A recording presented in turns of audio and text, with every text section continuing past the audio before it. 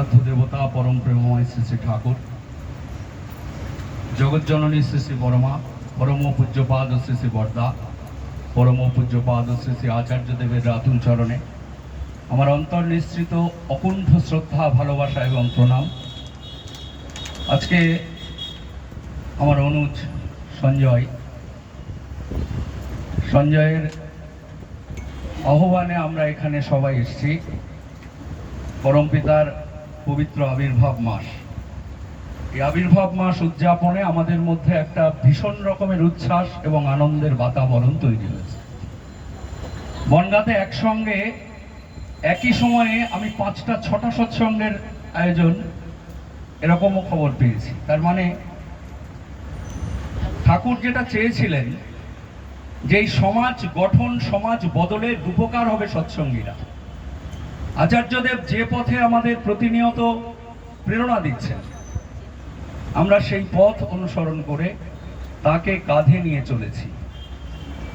বাস্তবে আজকে এই সৎসঙ্গ আসর আমরা ঠাকুরের কথাই শুনলাম। উপরি হিসেবে আমাদের ছিল গান, সুর, ছন্দ, বাদ্যযন্ত্রের একটা মিশ্রণ।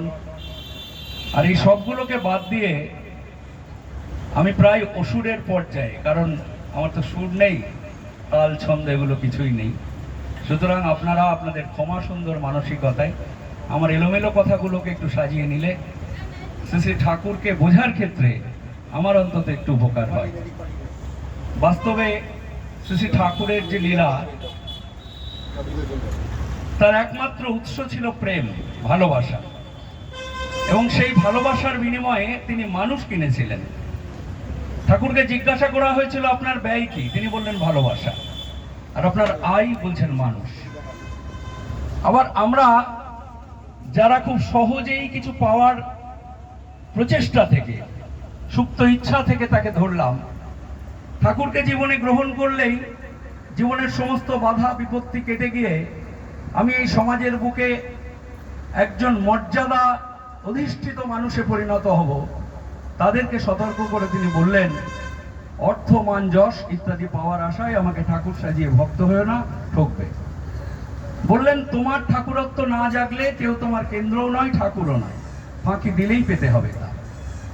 এই যে ওয়ার্নিং গুলো, এই যে সাবধান বাণীগুলো, এইগুলো আমাদের অনুধাবন করা দরকার প্রতিনিয়ত। শ্রী শ্রী ঠাকুর তার সৎসঙ্গ আন্দোলনকে একজন আদর্শ সৎসঙ্গী কিভাবে সমাজের বুকে দাঁড়িয়ে থাকবে, সেখানে 5টা নীতির কথা বলে গেলেন। যজন, যাজন, ইষ্টভৃতি, সুস্থয়নী, সদাচার। বাস্তবে যজন মানে তাকে জানা মানে তার চর্চা, তার অনুশীলন। পণ্ডিতিতে নয়, বাগ্মিতায় নয়। সমস্যা যেটার হবে সেটা হচ্ছে আমার অনুধাবনটা যেন আচার্য কেন্দ্রিক হয়। ঠাকুরকে কিভাবে আত্মস্থ করা যায় সেটা প্রতিনিয়ত আমাদের সামনে দেখাচ্ছেন আচার্যদের। আমি যদি তার কথাকে অবজ্ঞা করে আমার মতো আমার ঠাকুরকে পরিবেশন করবার চেষ্টা করি, পরিবেশের মানুষের কাছে উপস্থাপন করবার চেষ্টা করি, তাহলে পাওয়া আমার তমসাচ্ছন্নই রয়ে যাবে। আচার্যদেব একটা কথা খুব বলেন, সেটা হচ্ছে আপনার চলনটা পরিবেশে যেন প্রভাব ফেলে। আপনি গানে, কীর্তনে, বক্তৃতায় মানুষকে মুগ্ধ করতে পারেন, সাময়িক ভাবনমত্ততা তৈরি হয়। দারুণ বলল। এই বলাটা কতখানি আমি বহন করতে পারলাম, আমার ভেতরে সেটা কত স্থায়িত্ব হলো, তার উপরে দাঁড়িয়ে থাকে আমার ভালোবাসা। ঠাকুর যে 5টা নীতি বললেন, তার মাঝখানে রাখলেন ইষ্টভৃতিকে। একটি মা এসে হাওয়াও করে ঠাকুরের কাছে কাঁদছেন, বলছেন ঠাকুর যখন বারবার তাকে থামানোর চেষ্টা করছেন, মা একটু সান্ত্বনা পেয়ে যখন একটু স্থির হয়েছেন, ঠাকুর বললেন, কাঁদিস কেন? মা বলছেন, আমার সন্তান মারা গেল ঠাকুর। মা বলছেন, তাই? ঠাকুর অবাক হয়ে গেছেন। তোরে বারবার কছিলাম ইষ্টভৃতি করার জন্য, ছেলে ইষ্টভৃতি করতো? ঠাকুর বলছেন, আগে মা বলছেন আগে। ঠাকুর বলছেন ইষ্টবৃত্তি করতো? বলছেন হ্যাঁ। বলছে ইষ্টবৃত্তি 30 দিনের দিন পাঠাতো? মায়ের মুখটা নিচু হয়ে গেছে। বলছেন মাঝে মাঝে পাঠানো হতো না। বলছেন নিজের হাতে ইষ্টবৃত্তি প্রেরণ করিস? মায়ের মাথাটা নিচু হয়ে গেছে। বাস্তবে ইষ্টবৃত্তি মানে সকালবেলা উঠে ঠাকুরের উদ্দেশ্যে অর্ঘ্য প্রেরণ না। ইষ্টবৃত্তি যেখানে জমা হয় সেটার নাম ফিলান্থ্রফি। গুগল সার্চ করে দেখুন, ফিলান্থ্রফির বাংলাটা হচ্ছে বিশ্ব কল্যাণ যজ্ঞ, বিশ্ব মঙ্গল যজ্ঞ। পরমপিতা আমাদের দিয়ে এই পৃথিবীর মঙ্গল সাধনের অভ্যাস দৈনন্দিন করে তুলতে চাইছেন। ধর্ম মানে ঠাকুর বোঝালেন অন্যে বাঁচায় নিজে থাকে। বলেননি নিজে থাকার কথা আগে, বলেছেন আগে অন্যকে বাঁচানোর কথা। অন্যের বাঁচাটা যদি নিশ্চিত হয় তাহলে আমার থাকাটা নিশ্চিত হয়। আমরা পড়েছি না ছোটবেলা থেকে, শুনেছি অনেকবার, service to man, service to god. মানুষের সেবা ঈশ্বরের সেবা। ঠাকুর সত্যানুসরণে আরো পরিষ্কার করলেন, যতদিন তোমার শরীর ও মনে ব্যথা লাগে ততদিন একটা পিপিলিকারও ব্যথা নিরাকরণের চেষ্টা করো। পিপিলিকা তো দূরস্থ, আমার শ্রেণী বন্ধু, আমার সৎসঙ্গী ভাই, আমার পরিবেশে যাকে ছাড়া আমার চলে না। সামান্য মতবিরোধ, সামান্য কথার অদল বদল, সামান্য মনের একটু অমিল, তাকে এমন আঘাত করছি মানুষটা মানসিকভাবে পীড়নে নিপীড়নে জর্জরিত হয়ে যাচ্ছে, আমাকে দেখলে পালিয়ে যাচ্ছে, কারণ আবারও হয়তো আমার দ্বারা সে এরকম আক্রান্ত হতে পারে। ঠাকুরকে মেনে চলা হলো তো? বাস্তবে আমরা অনেকে অভিযোগ করি, বিশেষ করে ডিপি ওয়ার্কের কাজ করতে গিয়ে আমরা দেখছি প্রতিনিয়ত, আমরা প্রত্যেকে ডিপি ওয়ার্কের কর্মী, কিন্তু আমি যখন একটা মানুষকে তার পাশে গিয়ে দাঁড়াচ্ছি, বলছি, সেই মানুষটা আমার কথার চাইতে আমার চলনটাকে খেয়াল করছে। এই তো এই দাদা আজকে এসে বুঝিয়ে গেল। কালকে দেখলাম বাড়িতে তুলকালাম গন্ডগোল করছে ছেলের বউয়ের সাথে, আজকে আমার বাড়িতে এসে বলল ঠাকুরকে ছেড়ে থাকলে ভালো থাকবেন না। লাভটা কি? বাস্তবে আমার বলা আর করার মধ্যে যদি ডিফারেন্সটা থাকে তাহলে কিন্তু কিছু হলো না। দেওঘর ঠাকুর বাড়িতে এক ভদ্রলোক যাচ্ছেন, যেতে যেতে তন্দ্রা এসছে, প্রায় ঠাকুর বাড়ি চলে যান একটু তাড়াতাড়ি ছুটি পেলে, ওই লাইনেই বাড়ি। সেদিনকে ঘুমের মধ্যে বারবার তিনি যেন মনে করলেন ঠাকুর তাকে দেখা দিচ্ছেন আর বলছেন নেমে যা। দাদাটি দুবার তিনবার নেমে যাওয়ার চেষ্টা করেও নামেননি, বলেন এ মা, এটা স্বপ্ন দেখছি, আবার ট্রেনে বসে আছে। একটা সময় করেছেন কি, আবার ওরম দেখেছেন পরিমরি করে যেখানে ট্রেন থেমেছে নেমে পড়েছেন। নেমে পড়ে দেখছেন একটা জনহীন স্টেশন, একজন লোক নেই। হঠাৎ করে দেখতে পেলেন এক ভদ্রলোক কালো কোট, হাতে একটা ছাতি, বগলে একটা খাতা নিয়ে আসছেন। বলছেন দাদা এখান থেকে দেওঘর কত দূর? বলছেন ঘন্টা 6। আপনি এখানে নামলেন, কোনো জায়গায় যাবেন নাকি? বলছেন না, আমার ঠাকুর মনে হলো আমাকে বললেন এখানে নেমে যেতে। বলছেন আপনার ঠাকুর? বলছেন ওই যে সৎসঙ্গ আন্দোলন, পরম প্রেমময় শ্রী ঠাকুর আমার গুরু, তিনি আমাকে বললেন নেমে যেতে। বলছেন তাহলে গুরুর কাছে জবাবটা চান। পরের ট্রেন কটায় জানতে চেয়েছেন? বলছেন আগামীকাল ঠিক এই সময়, মাত্র 24 ঘন্টা অপেক্ষা করবেন, একটু পর আপনার আর একা থাকতে হবে না, বাঘ ভালুক শেয়াল সবাই আপনার সঙ্গ দেবে, বাকি রাতটুকু ওদের সাথে কাটাবেন। যদি কাল বেঁচে থাকেন ট্রেনে চেপে চলে যাবেন দেওঘর আপনার গুরুর কাছে। হাউ হাউ করে কাঁদছেন আর বলছেন ঠাকুর আমার এ কি করলে। আমরা কারণে অকারণে বলি না, ঠাকুর মেয়ের বিয়ের সম্বন্ধটা ভেঙে গেল, তোমাকে বলেছিলাম বড় সৎসঙ্গ দেবো, হলো না তো, সৎসঙ্গ দেওয়া হলো না, সৎসঙ্গ ভেঙে গেল। ছেলের চাকরিটা হলো না তো ঠাকুর, বউটা আজকেও তো আমার কথা শুনলো না। দাদাটি সেরকম করে ঠাকুরের উদ্দেশ্যে তার মনের সমস্ত অভিযোগ নিংড়ে দিচ্ছেন। যখন একভাবে ঠাকুরের কথা ভাবছেন, হঠাৎ করে ওই সেই ভদ্রলোক ওই স্টেশন মাস্টার, যিনি সারাদিনে একটা ট্রেন পার করার জন্য ওখানে আসেন, অফিসটা খোলেন, তিনি ছুটতে ছুটতে এসে বললেন আপনি বেঁচে গেলেন। বলছেন কি? বলছে এই যে ট্রেনটা পাস করে গেল আপনি নেমে গেলেন না? কিছু দূর গিয়ে ট্রেনটা অ্যাক্সিডেন্ট করেছে, অনেক মানুষ হতাহত, 4টে কামরা ডিরাইলড হয়েছে, লাইন চ্যুত হয়েছে, এখনো আমরা পুরো খবরটা পাইনি, তবে আপনি আপনার গুরুর কথা বলছিলেন না, তার অপার করুণায় আপনার জীবনটা রক্ষা পেয়ে গেল। আর তিনি বসে বসে ভাবছেন যে ইষ্টভৃতি আনেই আনে সবার পরিত্রাণ। ঠাকুরের জন্য কিছু করা হয়নি, ইষ্টভৃতিরা করতেন। পরদিন সকালে চলে গেলেন, ট্রেন যখন আবার চালু হলো সেখানে পৌঁছালেন। কিন্তু আমাদের মানুষের মন তো উত্তরের চাইতে প্রশ্নের সংখ্যা বেশি। ঠাকুরের সান্নিধ্যে পৌঁছে প্রণাম করে ঠাকুরের কাছে যখন ভক্তরা সবাই সরে গেলেন, ফাঁকা হয়ে গেলেন, তখন ওই দাদা বলছেন, আচ্ছা ঠাকুর, কালকে ট্রেনটা অ্যাক্সিডেন্ট হলো, আমি তার আগে নেমে পড়লাম, তুমি আমাকে নামতে বলেছিলেন। ঠাকুর হেসে বলছেন, শালা কয় কি, আমি কখন গলাম, আমি কখন গলাম, এ শালা কয় কি? সাথে সাথে বলছেন, ঠাকুর আমি জানি তুমি আমাকে বাঁচিয়েছ, বাকি লোকগুলো কেউ বাঁচলো না কেন? এই বিশ্ব চরাচর সব তো তোমার। না সৎসঙ্গের আশ্রয় নিতে পারে, না দীক্ষা হয়েছে, কিন্তু আমি বিশ্বাস করি এই পৃথিবীর নিয়ন্ত্রক তুমি, তুমি সকলের পিতা। বাকি সন্তানগুলোকে তুমি রক্ষা করতে পারতে। ঠাকুর উদাস ভাবে তাকিয়ে আছেন আর বলছেন, সবাই রেখেছিলাম তো, এই পৃথিবীর সব মানুষ রেখেছিলাম, কিন্তু তারা তো শুনতে চালো না। ঠাকুর বলছেন, যখন তখন তো টেলিভিশন আসেনি, রেডিওর যুগ। বলছেন, শোনা, বিবিধ ভারতীর গান শুনতে হলে তুমি কি আকাশবাণী কলকাতায় রেডিওর সেন্টার ঘুরায় রাখো? ঈশ্বরের বাণী শুনতে গেলে ঈশ্বরের মানুষ হতে হয়, আত্মোৎসর্গ দরকার, ডিভোশন দরকার। সখীরা যখন কাপড় ছেড়ে স্নানে নামলেন, ভগবান তাদের বস্ত্রগুলো তুলে নিয়ে চলে গেলেন। যখন তারা উঠতে যাইছে, দেখছেন ভগবান গাছের ডালে বাঁশি বাজাচ্ছেন। বুঝতে পেরেছে এটা কানুর শয়তানি। কানাই এরকম শয়তানি প্রায় করে। বলছেন, কানাই বস্ত্র দাও। তিনি বলছেন, আমি কি জানি বস্ত্র? বলছেন, আমাদের বাড়ি যেতে হবে, অনেক কাজ আছে। বলছেন, চাইতে হলে চাওয়ার মতো চাইতে হবে। কেমন করে?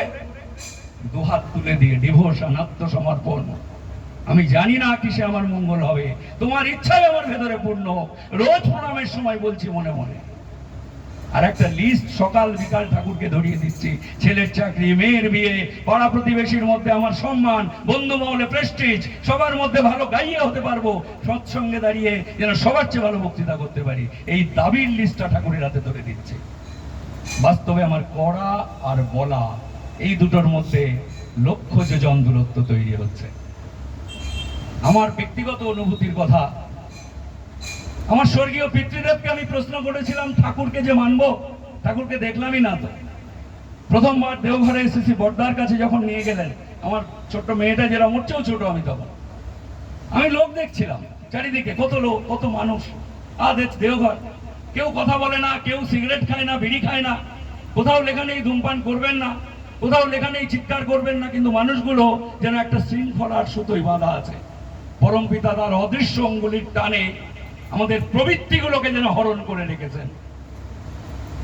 বাবা আমাকে ডেকে এসেছে, বড়দাকে দেখিয়ে বললেন, ঠাকুরকে দেখতে চেয়েছিলি না, ওই দেখ বসে আছেন ঠাকুর। পরবর্তীতে যখন জানলাম, ঠাকুর বললেন শিক্ষা নিয়ে, বললেন দীক্ষা নিয়ে শিক্ষা ধরিস, আচার্যকে করে সার, আচরণী বোধচয়নে জ্ঞানের সাগর হনাপাত। ঠাকুর বলেছিলেন, যা দিয়ে গেলাম 10,000 বছর আর কারোর আশা লাগবে না।